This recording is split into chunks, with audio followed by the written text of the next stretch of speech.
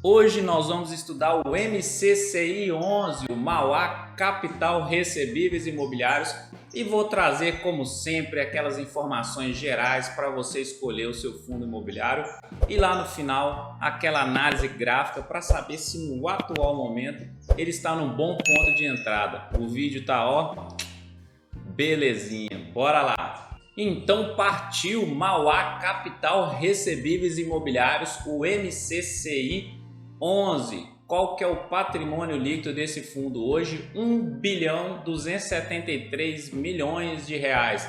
Para um fundo relativamente novo, que ele começou em agosto de 2019, está com um patrimônio até interessante. Quantidade de cotas, 12.417.281 cotas e o número de cotistas de 68.809 cotistas. E o público-alvo são os investidores em geral. Tem taxa de gestão, taxa de administração e taxa de performance. Quais são os valores delas? Taxa de gestão 0,80% ao ano sobre o patrimônio líquido do fundo, taxa de administração de 0,20% ao ano sobre o patrimônio líquido e taxa de performance 20% sobre o que exceder 100% do CDI. A sua gestora é a Mauá Capital e o seu administrador é o BTG Pactual. E qual que é o objetivo principal dele? Auferir rendimento e ganho de capital aos investidores através de aquisição de CRI. O fundo deverá investir no mínimo 67% do seu patrimônio nesse tipo de ativo. E qual o valor da cota dele hoje? R$ 101,88. Seu preço sobre valor patrimonial está em 0,99, está sendo negociado dentro do seu valor justo. Tem uma boa liquidez média diária de 4,6 milhões de reais sendo negociados todos os dias, dividend yield de 10,11% e a sua valorização de menos 0,89% nos últimos 12 meses. Então ele está ali bem no normalzão, não está valorizando e nem desvalorizando. Dividend yield considerável, bom, mas não é dos melhores dentro dos fundos de papel. Vamos ver lá na frente se os seus ativos são ativos mais conservadores, que aí normalmente o risco é menor, pode ser que o dividend yield diminua um pouco. Quando aqueles ativos são mais arriscados, tem fundos imobiliários que investem bastante em ativos arriscados e aí quanto maior o risco, maior o retorno, normalmente paga aqueles dividendos de 20% ao ano e aí você tem que avaliar esse risco da carteira, tá bom? Então vamos para frente. Trazendo um detalhe a mais dos seus dividendos, então nos últimos 12 meses ele pagou bons dividendos e veio aumentando seus dividendos de forma gradativa, isso é bom. Por exemplo, dia 13 de janeiro de 2021 ele pagou 60 centavos, depois fevereiro 70 e veio aumentando até chegar a R$1 em dezembro de 2021. A distribuição do fundo para o mês de novembro foi de R$1 e dezembro também, equivalente a um dividend yield anualizado de 12,5%, quando considerado o preço de fechamento do mês de R$ 101. O gestor tem como expectativa a manutenção desse patamar de distribuição de dividendos ao longo dos próximos meses. Então vamos acompanhar se vai manter ali na casa de R$1 seu dividendo ali, pingando todo mês na sua continha para você ficar feliz da vida.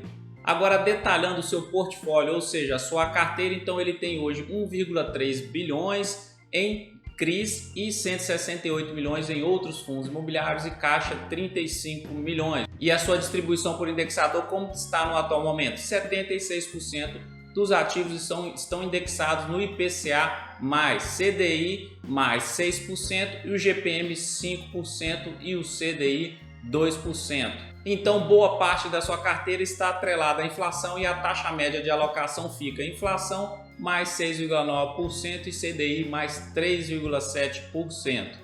A distribuição por segmento, então comercial 44% dos seus ativos estão atrelados a esse segmento, logístico 29%, residencial 15%, varejo essencial 6%, hotel 4% e loteamento 1%. E distribuição por região, São Paulo, como sempre nos fundos imobiliários, ganha essa batalha, 72%, região sudeste como um todo 11%, Distrito Federal 7%, Centro-Oeste 6%, o Sul apenas 4% e o Norte ali com um pedacinho de 1%. Agora olhando um pedaço da sua carteira só para a gente ver aqui, hoje ele tem 29 CRIs, pelo tamanho do patrimônio que ele tem, já passou de R$ 1 bilhão, então eu acho que ele poderia ter diversificado mais aqui. Tem muitos fundos imobiliários que têm um patrimônio até menor do que ele e uma diversificação maior, então aqui eu acho que ele pecou um pouquinho, poderia ter um pouquinho mais de diversificação. Isso é o meu modo de enxergar, tá bom? Eu acho que para mim, com um patrimônio desse, poderia ser um pouco melhor, mas talvez para você seja uma diversificação suficiente. E outra coisa que a gente olha aqui, boa parte aqui da sua carteira está em cota única ou cota sênior, então não tem cota mezanino e nem subordinada, por isso que às vezes o dividend yield é menor. Quando é subordinada, mezanino, que são cotas mais arriscadas, que são afetadas primeiro quando dá algum problema ali na inadimplência, no não pagamento dos juros ali, então elas são as primeiras ali a serem afetadas, então são mais arriscadas, normalmente o seu prêmio também costuma ser maior e aí o dividend yield também é maior, por isso que o dividend yield está lá na casa dos 10, porque a sua carteira é uma carteira um pouco conservadora, vamos dizer assim. E agora, pegando dois ativos aqui do fundo imobiliário, uma coisa que eu sempre trago aqui é o que? A não concentração em apenas um ou dois, três ativos. Enfim, por que eu falo isso? Porque quando ocorre um problema naquele ativo, afeta muito a receita. E olha, esse CRI dele aqui tem 26,5% de participação no patrimônio líquido. Isso aqui é uma exposição muito grande, é apenas um ativo. Isso aqui, ó, ponto negativo com certeza para ele, mesmo que seja um empreendimento AAA que a gente olha aqui, essa exposição é muito grande. Isso pode afetar a carteira do fundo ali, pode afetar a receita dele caso dê algum problema. E um outro aqui que eu acho interessante, olha só, uma exposição de 8,1% para mim é aceitável. Essa aqui não é aceitável de jeito nenhum. Então, dois pontos negativos que eu vi nesse fundo até agora aqui seria a diversificação dele, para mim está um pouco pequena, poderia ser um pouco melhor, vamos dizer assim, em relação ao tamanho do patrimônio que ele já tem e essa exposição aqui a um ativo, tá bom? Então, dois pontos negativos no atual momento, mas o resto está dentro do padrão. Entrando na sua parte gráfica, olhando o Ibovespa, linha laranja, e o IFIX, comparação com os dois, então ele está vencendo os dois. Depois da queda de março de 2020, ele entrou numa tendência de alta e ó, tá indo embora nela ali. Não é aquela explosão de tendência, fundos imobiliários não dão essas explosões assim exponenciais, mas eles, ó, que maravilha, vai crescendo seu patrimônio ali devagar e sempre, passa 10 anos, na hora que você olha, você está com um patrimônio bem considerável. E agora, olhando o seu gráfico semanal, o que a gente vê? Essa tendênciazinha de alta, ele respeita muito bem como suporte a média móvel de 17 períodos, que seria essa linha verde aqui, e está em cima das duas, está tranquilo, crescendo ali na sua zona de valor. E aqui embaixo a gente percebe que o MACD dele está ali tranquilo também, ó, andando de lado ali, nesse crescimento morno. Isso aqui é tranquilo e a gente não toma susto na carteira, não tem aquelas quedas gigantes, a não ser essas coisas inesperadas, igual veio a pandemia, né? Mas está crescendo tranquilo, a pessoa vai fazendo o seu aporte ali, ó, sossegado todo mês ali, sempre vai ter um crescimentozinho.